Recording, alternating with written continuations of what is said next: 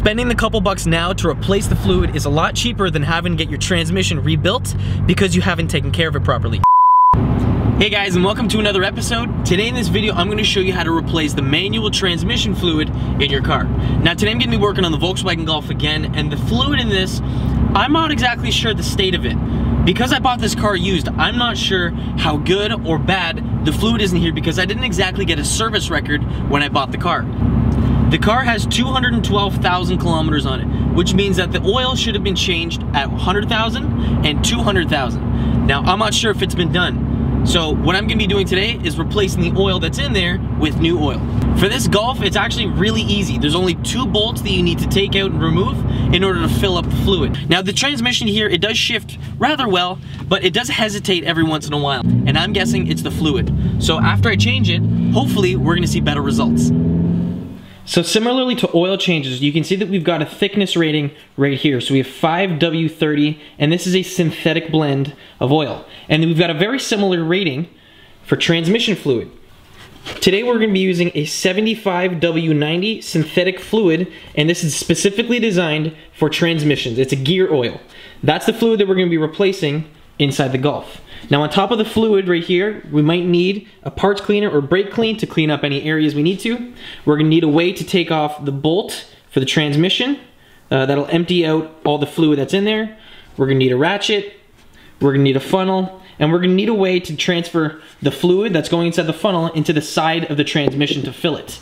And for my situation, I'm using an old garden hose that I cleaned up and cleaned out, so I can fit the top of it right there in there, and I'll be able to put that end into the side of the transmission. And I'm gonna be using the same thing that I use for my oil changes to catch the fluid. So if we go under the engine, we can see on the left side that we've got the engine and the oil pan, and if we go on the right side, we can see that we have our transmission. We need to find the 2 bolts on the transmission that allow us to empty and fill the transmission with new fluid. That rusted steel bolt right here is the part for the filler. So this is where we're going to be putting the new fluid into the transmission once we evacuate the transmission of all the old fluid. On the transmission, you should also find the drain bolt for the transmission oil, and it should be very similar to the filler. You can see right here that it's the same rusted steel bolt as the filler. If the car that you guys are doing this manual transmission oil change on is your daily driver and it's your only means of transportation, before you take off the bolt that removes all the oil from the transmission, you first want to see if you can open up the filler end first. Because if you can't put new oil in and you already have all the old oil evacuated from it, you're going to be stuck and you're not going to have a way around to getting this fixed.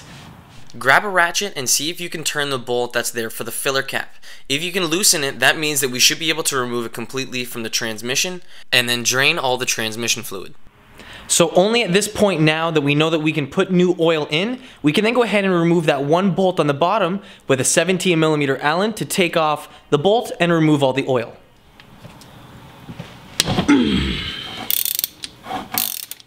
Considering how tough it was to actually break free the drain bolt, I'm guessing it hasn't been done in at least 100,000 kilometers.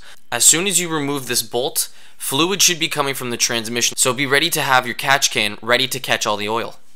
While all the fluid is draining, you can open up the filler cap to get the transmission ready for when we need to fill it. So this is the drain bolt that we removed that evacuated all the oil from the transmission. And this is actually magnetic, so if there were any particles on the end of here, we'd be able to see them and they'd be attached on there, but clearly there's not. You can see there's nothing in there, so we should be able to just get our rag and wipe this clean and then reinsert this into the car. So with the drain bolt now reinserted into the transmission, we then need to stick a hose and a funnel from the top of the engine into the transmission so we can fill it with new fluid. So grab your funnel and your hose, mount the funnel inside of the hose, and then fill up the entire thing with transmission fluid. For the Golf, it takes 2 full liters of 75W90 synthetic gear oil, and that's exactly what I'm going to be putting in it. If you're not sure how much fluid your car needs, check the service manual to see the exact specifications of your car, and then go from there.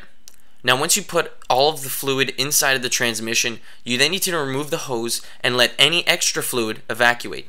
Now you guys need to make sure that when you're doing this, that the car is completely level. So the jack stands are at the same spot. So you can see them on the 5th pin right there and the same one at the front.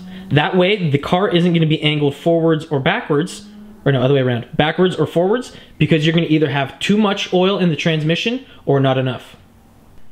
As soon as the transmission is done leaking any oil, you can then reinsert the filler cap back onto the transmission.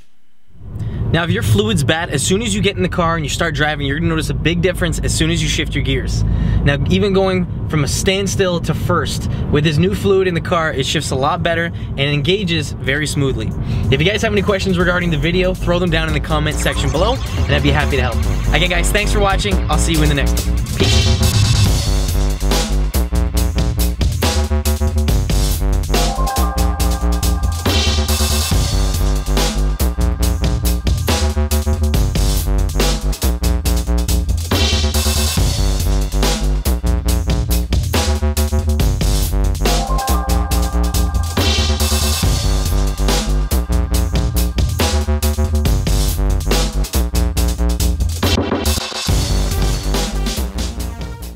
Now, for you couple guys that are wondering about when I'm gonna be fixing the rust on the car, I actually got myself into a little bit of a situation. So if I come down here and you take a look at the rocker, yeah, we got a hole. I got a hammer and started tapping this area just to see how bad the rust is. And well, it's actually quite brittle in this little area. So I've got to figure out what I'm gonna do with this to get that fixed, because it's, look at this, like it just flakes off with a little bit of pressure. As for the fenders are gonna be getting repaired. And what I mean by that is, because this is an entirely new panel, it's not a part of the car, so I can take this off with just a matter of taking off a couple bolts, and I can replace it with a like new one that isn't quite as bad as this for cheap. But for the back corner over here, with this rust, I'll be fixing this. So if you guys stay tuned, I'll be showing a video on how to repair this. But in the meantime, I can't, because it's still a little cold. When it gets a little bit warmer, I can repair all of this and make it look like it's new again.